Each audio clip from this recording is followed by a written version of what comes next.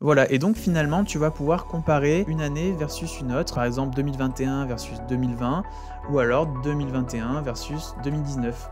Salut à toi, bienvenue dans cette nouvelle vidéo, c'est Alex. Aujourd'hui, on se retrouve donc sur Power BI pour créer un year to date. Tu vas voir, notre objectif du jour, c'est de calculer donc notre coût logistique N sur cette année et de le comparer versus N-1. Allez, c'est parti, on se retrouve derrière l'écran. Avant de commencer, tu as deux fichiers à télécharger, ils sont présents dans la description. Le premier, c'est le fichier donc PBX de ma dernière vidéo, comparer N et N-1. Et le deuxième fichier, c'est un fichier Excel, qui sont tout simplement les datas, avec lequel on va construire le visuel. Donc, première chose, c'est d'aller chercher donc notre fichier Excel. Donc bien évidemment, toi tu as ouvert le PBX et tu me suis en même temps. Donc on va aller chercher notre fichier Excel qui s'appelle Export ORP Société 83 filiale 02 Year to Date. C'est en fait un fichier SAP qui sort de notre ERP que l'on a extrait quotidiennement, donc à la date du 29/11, et qui cumule 2 années, l'année 2020 et 2021. Et qui cumule aussi d'ailleurs 2019. Donc on l'ouvre. Donc il va nous proposer donc de choisir les onglets. On va choisir le deuxième, SAP 8302100, qui correspond à une extraction SAP. On va transformer les données, puisque rappelle-toi que la dernière fois on avait un peu de retraitement à faire. C'est très rapide. Donc là je t'invite à appuyer sur CTRL-MAJ de ton clavier et d'appuyer en même temps sur la souris. Clic gauche pour sélectionner l'ensemble.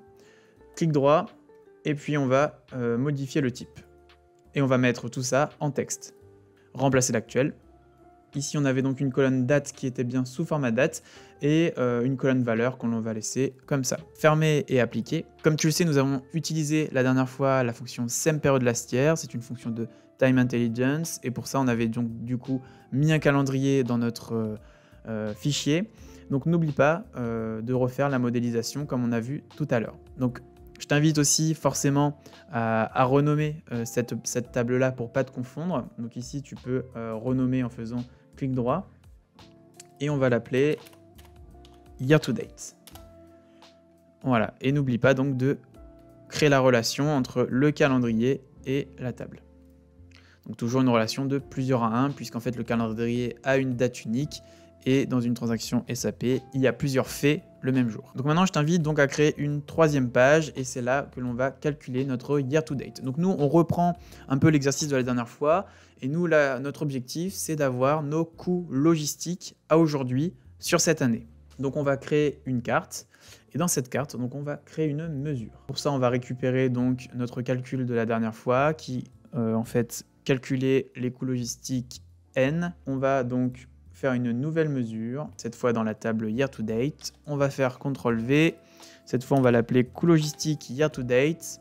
On va bien sûr modifier la table, puisque c'est la table Year to Date désormais, également Year to Date. Et donc ici, on va rentrer, donc on est toujours, comme tu le vois dans notre Calculate Sum, hein, encore une fois, c'est vraiment la formule de base dans Power BI et tu vas t'en sortir dans 80% des cas. Et on va utiliser la fonction qui s'appelle date Year to Date, qui va en fait te permettre de cumuler finalement tes coûts logistiques sur l'année. Et on va bien évidemment utiliser la valeur calendrier date. Fermer la parenthèse, on ferme une nouvelle fois la parenthèse. Pour bien clôturer la formule calculate, il nous reste qu'à faire entrée et de mettre le coût logistique dans notre carte. Donc on a 680 000 €, donc on va quand même mettre un peu de décimales. Donc ici je t'invite à aller toujours dans le format pinceau, étiquette de données, nombre décimal 2. Et on va aller vérifier le chiffre pour être sûr que l'on ne s'est pas trompé. Donc on va aller tout simplement chercher dans notre Excel.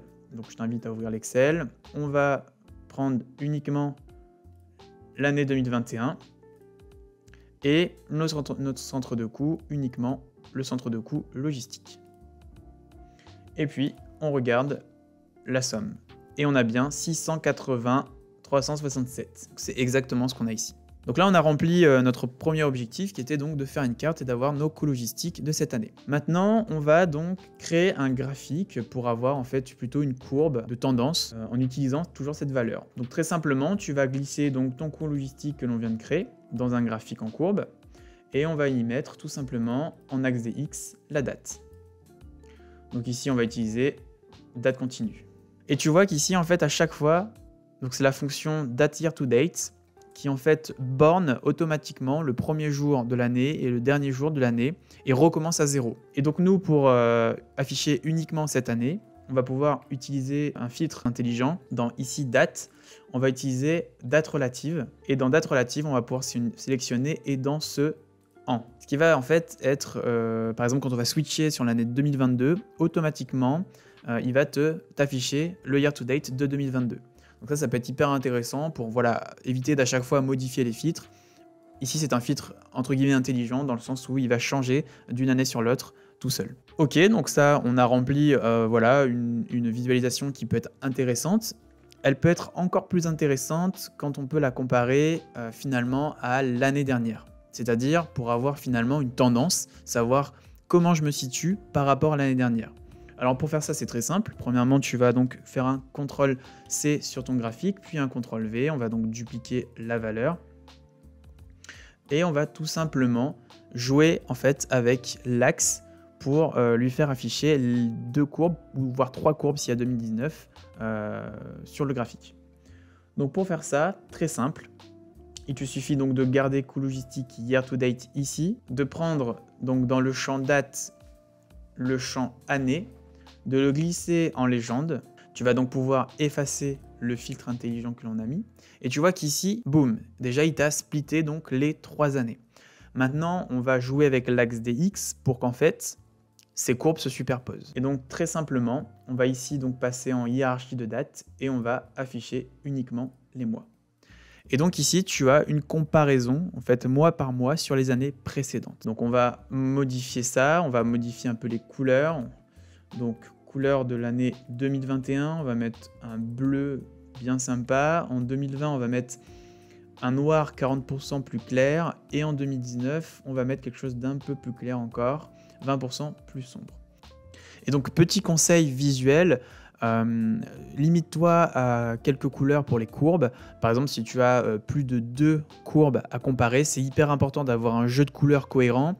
Et donc pour le coup, choisis donc une couleur prédominante, qui est ta couleur principale sur laquelle tu veux faire ressortir ton indicateur. Donc en l'occurrence, c'est l'année 2021. Et donc tu vois qu'en fait, j'ai choisi donc une couleur secondaire qui est un gris noir et en fait j'ai appliqué un dégradé pour les valeurs suivantes. 2020 étant ma couleur secondaire, 2019 étant un dégradé de ma couleur 2020. Si j'avais 2018, j'aurais encore dégradé ma couleur de 2020. Et donc en fait c'est le principe pour avoir en fait une certaine profondeur dans ton visuel et donc plus facilement de faire ressortir tes courbes. Maintenant on va insérer un petit segment parce que ça peut être hyper intéressant en fait d'insérer un segment et de pouvoir choisir quelle courbe on veut comparer d'une année sur l'autre. Donc on va réduire un tout petit peu le graphique pour laisser de la place.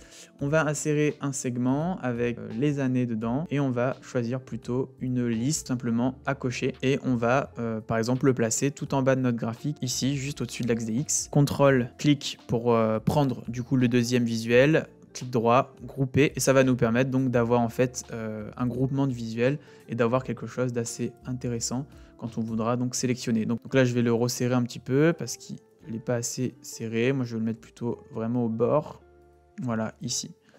Voilà, et donc finalement tu vas pouvoir comparer une année versus une autre, donc par exemple 2021 versus 2020 ou alors 2021 versus 2019. Ça va vraiment épurer ton visuel et n'avoir en fait que les informations qui intéressent ton utilisateur final. Voilà, la vidéo est donc terminée, j'espère qu'elle t'a plu. N'hésite pas comme d'habitude à liker et commenter cette vidéo, partage-la, abonne-toi à la chaîne et on se retrouve donc dans une prochaine vidéo sur Power BI. Ciao!